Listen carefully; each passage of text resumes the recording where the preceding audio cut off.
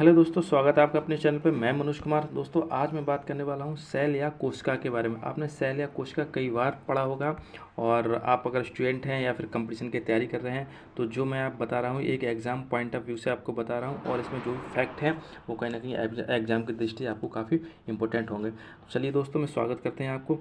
तो तो दोस्तों, जो हमारा फर्स्ट फैक्ट है, who is discover the cell. तो आपको पता होगा, जब आपने कई बार पढ़ा होगा, तो कोशिका की खोज किसने की थी, तो आपका आंसर हमेशा यही है कि रॉबर्ट हुक ने कोशिका की खोज की थी। लेकिन जो क्वेश्चन यहाँ पे ये बैठता है कि रॉबर्ट हुक ने जो कोशिका की खोज की थी वो डेड सेल थी या लिविंग सेल थी, तो हमारा आंसर किससे आएगा, डेड सेल आ जाएगा। तो रॉबर्ट हुक ने कोशिका की खोज कैसे की थी, ये डेड सेल थी।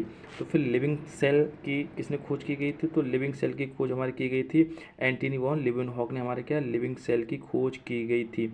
और जो लिविंग सेल की खोज की गई थी किस में की गई थी, तो इन्होंने क्या है आरबीसी में खोज की गई थी। और हमारे किस में खोज, और इसमें किस में रिसर्च की गई थी, दूसरा था प्रोटोजोन्स। तो प्रोटोजोन्स और आरबीसी में इसकी खोज की गई थी, किसकी, लिविंग सेल की खोज की गई थी। और किसके द्वारा खोज की गई थी, तो लीवेनहॉक के द्वारा खोज की गई थी। ऐसे ही अगर रॉबर्ट हुक ने देखा था तो इन्होंने क्या है डेड सेल की खोज की गई थी। और तो डेड सेल और किस में डिस्कवर किया था, तो डेड सेल इन्होंने डिस्कवर किया था ओनियन में डिस्कवर की गई थी। तो ओनियन में डिस्कवर की, तो इन्होंने क्या देखा था, तो उन्होंने देखा हनी कॉम्ब। ये जो होती है हनी कॉम्ब लाइक एक स्ट्रक्चर होता है। इन्होंने क्या है हनी कॉम्ब लाइक स्ट्रक्चर है, मतलब एक उन्होंने बताया हनी कॉम्ब मिस होता है, जैसे हनी होता है हमारा, उसकी छत्ते की तरीके आकार की डिस्क लाइक यानी ये होती हैं ये। तो ऐसे तो इन्होंने क्या है स्ट्रक्चर बताया था। तो हमको इसको discover who is discover the cell किसने है, तो अगर दो इसमें क्वेश्चन आते हैं लिविंग सेल और डेड सेल, तो आप दोनों को इसको याद रखोगे। तो लिविंग सेल किसने डिस्क्राइब की थी और डेड सेल किसने डिस्क्राइब की थी। चलिए ठीक दोस्तों, आगे बढ़ते हैं। फिर दूसरा जो हमारा फैक्ट है उसको कहते हैं major different between prokaryote cell and eukaryote cell. तो प्रोकैरियोट सेल और यूकैरियोट सेल के बीच में क्या मेजर डिफरेंट होता है, तो सबसे पहले यही जान लेते हैं। जो प्रोकैरियोट मीन्स होता है और प्रो और कैरियोट। प्रो मीन्स होता है प्रिमिटिव और कैरियोट मीन्स होता है न्यूक्लियस। तो मतलब ऐसी कोशिकाएं जिनका न्यूक्लियस प्रिमिटिव होता है उन्हें प्रोकैरियोट सेल कहते हैं। और ऐसे इसका है यू और कैरियोट। यू मीन्स होता है एडवांस और कैरियोट मीन्स क्या होता है न्यूक्लियस। वैसे ऐसी सेल या कोशिकाएं जिनके न्यूक्लियस एडवांस होते हैं उन्हें क्या है यूकैरियोट कहते हैं। अब इसका मीन्स, तो मीन्स इसका क्या, प्रोकैरियोट और यूकैरियोट मीन्स क्या है, न्यूक्लियस का ही मेन इसमें डिफरेंट होता है। न्यूक्लियस के साथ साथ और भी डिफरेंट होता है।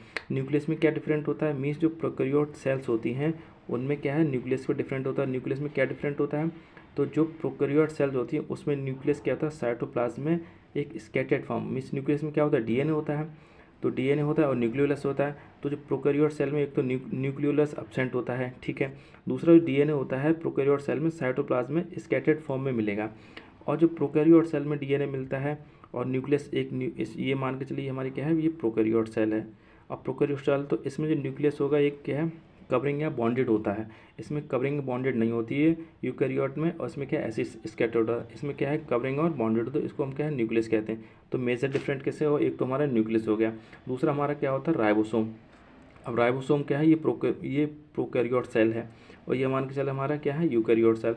तो प्रोकैरियोट में राइबोसोम हमारे कितने हैं 70s पाए जाते हैं। इसमें क्या है 18s या 18s इसमें पाए जाते हैं राइबोसोम। तो एक राइबोसोम का डिफरेंट हो गया। तीसरा वो होता है अनमेम्ब्रेन बाउंड ऑर्गेनल्स होते हैं।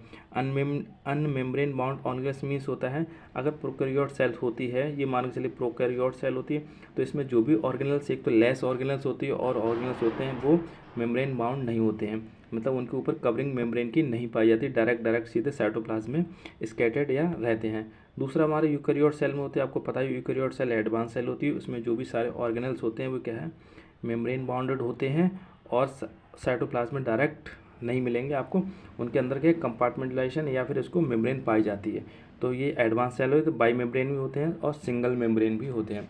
जैसे बाई मेम्ब्रेन में डबल मेम्ब्रेन किस में पाई जाती है इसमें क्या न्यूक्लियस आ जाता है हमारा, माइटोकॉन्ड्रिया आ जाती है और हमारा क्लोरोप्लास्ट आ जाता है। ये हमारे क्या डबल मेम्ब्रेन होते हैं।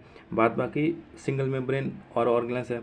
और जो होते हैं जिनमें मेम्ब्रेन नहीं पाई जाती तो इसमें क्या है राइबोसोम आ जाता है और सेंट्रियोल्स आ जाते हैं। तो इनमें क्या है ये मेम्ब्रेन इनमें नहीं पाई जाती है। तो ये हमारे हो गया। और इसमें जो तीसरा जो चौथा आ जाता है कंपार्टमेंटलाइजेशन। कंपार्टमेंटलाइजेशन का मीन्स होता है प्रोकैरियोट सेल और यूकैरियोट सेल। तो जो प्रोकैरियोट सेल हमारी ये है और ये हमारी क्या है यूकैरियोट सेल है। तो जो प्रोकैरियोट सेल है इसमें क्या है, जो सेल्स होते हैं कोई जो डायरेक्ट स्कैटर्ड फॉर्म में, हमने बताया था डायरेक्ट स्कैटर्ड फॉर्म में रहते हैं साइटोप्लाज्म के, तो इसमें क्या कोई कंपार्टमेंटलाइजेशन नहीं पाया जाता। और जैसे यूकैरियोट सेल है, मान के चलिए माइटोकॉन्ड्रिया, तो एक इसका कंपार्टमेंट होगा, और इसमें क्लोरोप्लास्ट है, इसका एक कंपार्टमेंट होगा, इसमें न्यूक्लियस है, इसका कंपार्टमेंट होगा। तो मीन्स जो मेजर इसका डिफरेंट हमने देखा था, इसमें क्या होता है यूकैरियोट सेल में, इसमें कंपार्टमेंटलाइजेशन होता है। कंपार्टमेंटलाइजेशन का मीन्स होता है प्रत्येक ऑर्गेनल्स अपने कंपार्टमेंट में सेपरेट होते हैं। तो इसका क्या है, ये डिफरेंट हो गया इसका, किसका, प्रोकैरियोट सेल्स का। तो समझ में आ गया होगा मुझे, न्यूक्लियस के बारे में आपको समझ में आ गया होगा, और राइबोसोम के बारे में समझ में आ गया, अनमेम्ब्रेन बॉन्ड के बारे में आपको समझ में आ गया, और कंपार्टमेंटलाइजेशन के बारे में समझ में आ गया। लेकिन कंपार्टमेंटलाइजेशन इसमें बहुत मोस्ट इंपॉर्टेंट, उसमें पूछा जाता है major different between prokaryote and eukaryote में। तो लोग उसमें क्या ऑप्शंस में आ जाते हैं, जैसे न्यूक्लियस, हाँ न्यूक्लियस होता है, राइबोसोम दोनों में ही पाया जाता है, लेकिन मेम्ब्रेन बॉन्ड ऑर्गेनल्स, अनमेम्ब्रेन बॉन्ड और मेम्ब्रेन बॉन्ड उसमें भी होता है। लेकिन कंपार्टमेंटलाइजेशन एक यूनिक फीचर होता है उसका यूकैरियोट सेल्स का। दूसरा जो नेक्स्ट जो उसमें बात करते हैं, जो नेक्स्ट इसमें है एफर्ट। एफर्ट किसका, effort of Schleiden and Schwann scientist in biology. तो स्लाइडेन और स्वान हमको पता है, स्लाइडेन और स्वान बायोलॉजी में काफ़ी ज़्यादा रिसर्च की और इनका बहुत ज़्यादा योगदान रहा है। तो इनका योगदान क्या क्या रहा है ये देख लेते हैं। तो सबसे पहले स्लाइडेन हमारे जो वैज्ञानिक थे, इन्होंने 1838 में बहुत सारे क्या है प्लांट के बारे में रिसर्च की। तो ये तो एक पता चल गया, जो स्लाइडेन हमारे वैज्ञानिक हैं ये क्या है, ये हमारे क्या है बॉटनिस्ट हैं। तो बॉटनिस्ट है, तो इसलिए प्लांट की बहुत सारी रिसर्च की थी, और उन्होंने देखा, क्या चीज़ देखा, कि जो प्लांट्स होते हैं उनमें डिफरेंट टाइप ऑफ की सेल पाई जाती हैं। सेल्स तो होती हैं, लेकिन कैसी होती हैं, बहुत सारी डिफरेंट टाइप की सेल पाई जाती है। तो एक तो उन्होंने ये कॉन्सेप्ट दिया था। और दूसरा है हमारे स्वान वैज्ञानिक, इन्होंने क्या बताया था, स्वान टेस्ट, इन्होंने देखा था कि जो एनिमल सेल, अब आपको पता है स्वान जो साइंटिस्ट है, ये एनिमल सेल के बारे में इन्होंने डिस्कवर की थी, एनिमल सेल पर रिसर्च की थी। तो एनिमल पर रिसर्च की थी, इसका मतलब क्या, ये हमारे जूलॉजिस्ट हो गए। तो ये ऊपर वाले स्लाइडन जो हमारे हो गए, ये बॉटनिस्ट हो गए, और स्वान हमारे क्या थे, जूलॉजिस्ट हो गए। तो स्लाइडन और स्वान दोनों ही अलग अलग साइंटिस्ट हैं, और उनकी अलग अलग ही रिसर्च आई थी। तो इन्होंने क्या था, animal cells research found cell membrane. इन्होंने क्या एनिमल सेल्स के बहुत ज़्यादा रिसर्च की थी, और इन्होंने देखा कि जो सेल्स होती हैं एनिमल सेल्स में क्या होती है, कवरिंग होती है। तो कवरिंग होती है, तो कवरिंग को इन्होंने क्या बताया, इन्होंने कहा ये सेल मेम्ब्रेन होती है, या इसी को हम क्या कहते हैं, प्लाज्मा मेम्ब्रेन कहते हैं। तो सेल मेम्ब्रेन या प्लाज्मा मेम्ब्रेन की डिस्कवरी किसने की थी, तो हमारी इसमें आएगा स्वान ने की थी। कब की थी, 1839 में इसको डिस्कवर किया गया था। फिर उन्होंने देखा था, स्वान ने ही इसको प्लांट सेल को देखा था, और उन्होंने देखा था सेल इसमें जिस जिस बिहाफ पे इसमें क्या सेल मेम्ब्रेन पाई जाती है, उसी बिहाफ पे उन्होंने देखा था जो हमारे प्लांट सेल होती है उसमें क्या होती है, सेल वॉल पाई जाती है। तो सेल मेम्ब्रेन, प्लाज्मा मेम्ब्रेन या सेल वॉल की डिस्कवरी किसको कहा जाता है, तो डिस्कवरी का श्रेय हमारे किसको जाता है, स्वान साइंटिस्ट को कहा जाता है। और कब हुई थी, 1839 में। तो बाद में चल के इन दोनों साइंटिस्ट ने बाद में चल के एक क्या है, फिर सेल थ्योरी की हमारे रिसर्च दी थी। बाद में चल के एक सेल थ्योरी आई थी। तो सेल थ्योरी किन के द्वारा आपको पता है, स्वान एंड स्लाइडन के द्वारा ही सेल थ्योरी दी गई थी। तो सेल थ्योरी में क्या कहा गया, तो सबसे पहले पॉइंट उन्होंने यही रखा गया था सेल थ्योरी में, कि cells is the structure and function unit of the life. मतलब उन्होंने कहा कि सेल हमारी क्या सबसे छोटी smallest unit of the life कहा गया था।